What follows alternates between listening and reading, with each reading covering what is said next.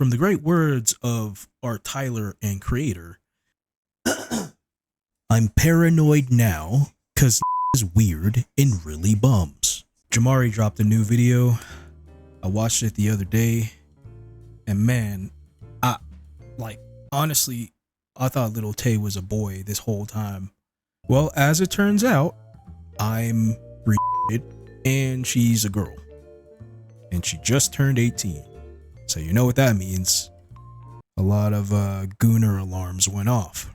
So if you have any friends that had an alarm set for July 28th at 11:59 p.m., check bro's hard drive. So this is nothing new, right? There's nothing new under the sun. This used to happen a lot when I was in high school too. It happened with Vanessa Hudgens. I remember motherfuckers counting down the days until she turned 18 too.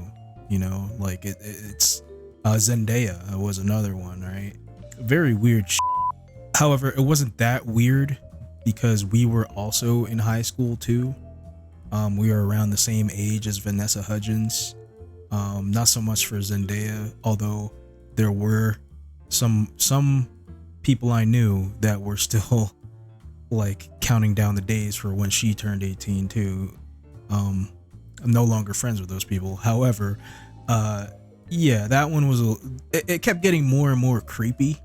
This one though kind of feels like a psyop, and I know that it's probably not, because it's probably just Lil Tay trying to become relevant again, and also probably desperate for money.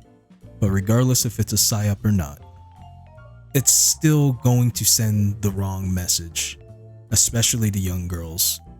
And it's basically like normalizing making an OnlyFans as soon as you turn 18.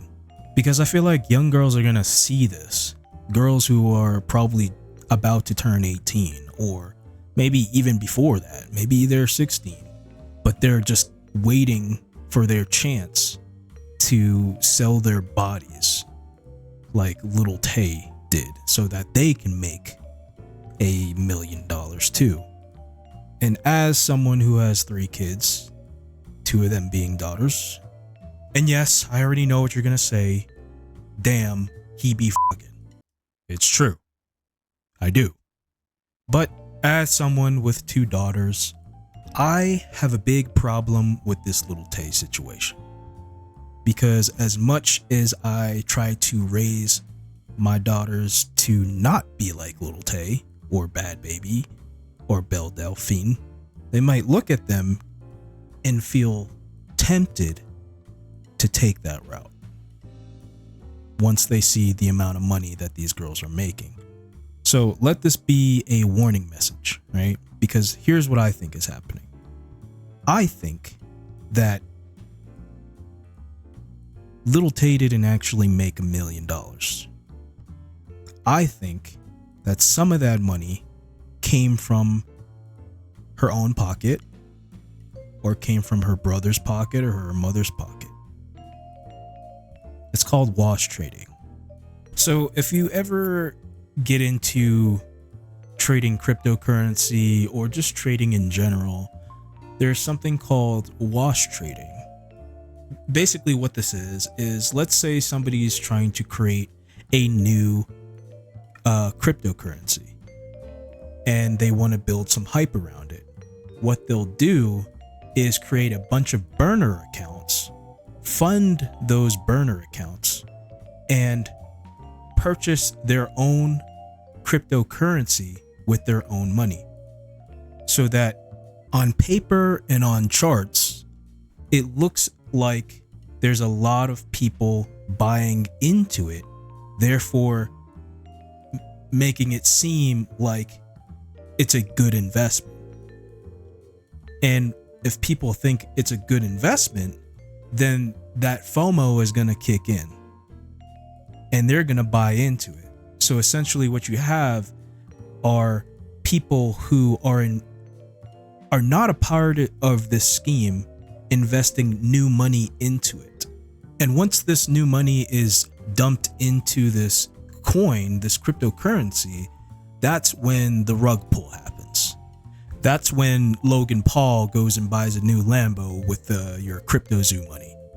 So basically, it's like a marketing tactic that draws people into spending money. And they're technically not losing any money either, because the money that they're using to fund these burner accounts are just going right back to them anyway. Now, I'm not trying to say that Lil Tay didn't make any money from this. I'm pretty sure she did. It's just probably not the amount that she's saying. Like, it probably wasn't $1 million. I'm pretty sure some people bought it though. It could be that Lil Tay used $500K of her own money or her family's money to fund the wash trading scheme. And then the other $500K is what she actually made from the Goon Squad. You know what I mean? So what am I trying to say?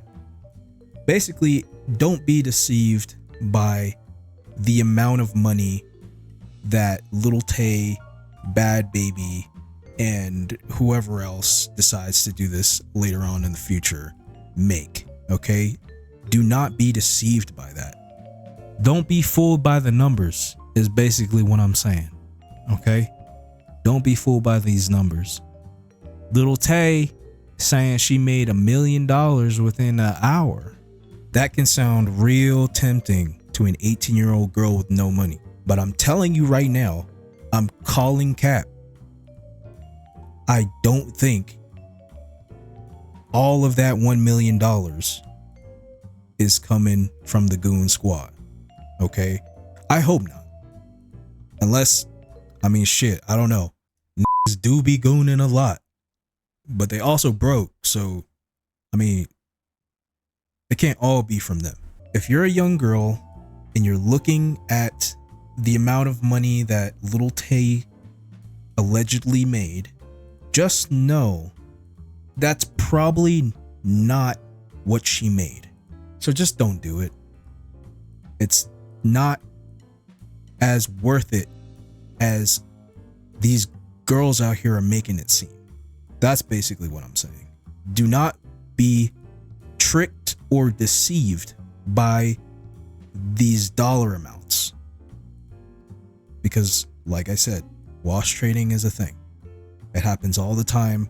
It even happens in the music industry as well, where record companies will invest a big chunk of their own money into an artist's album sales to make it seem like, wow, you know, this album must be really good. Look at how many people bought it. But it's really not anyone who bought it. It's their own label that bought it. It's really market manipulation. That's what it really is. But anyway, the moral of the story is don't sell your bodies. It's not worth it at the end of the day. Keep your dignity. Do something better with your life. I know I sound like your dad right now, and that's because I am. No, I'm just kidding, but I am a dad. All right, I'll see y'all later.